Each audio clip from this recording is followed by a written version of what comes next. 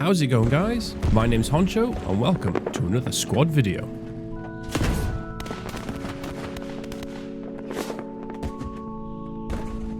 Squad has just dropped the patch notes for version 2.16, which will be going live on the 18th of May, and after a few teaser images, it confirms that the Canadian Armed Force faction are getting a bunch of new vehicles. So I'm quickly going to show you all what we're about to get and try and tell you a little bit about them.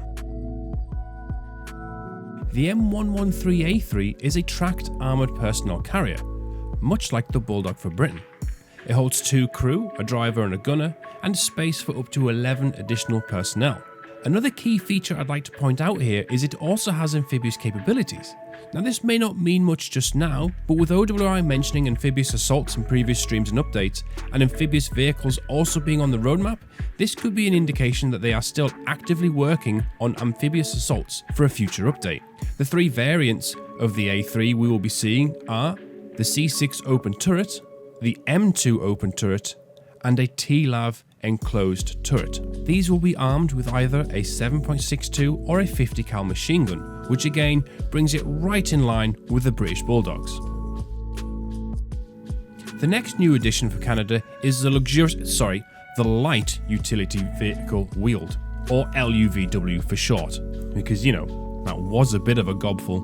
These are basically just a Mercedes G-Wagon fit for military use, and there will be 4 variants of them implemented into the game. We'll have one for transport, one for logistics, and 2 others armed with either a 7.62 machine gun or an M2 50 cal.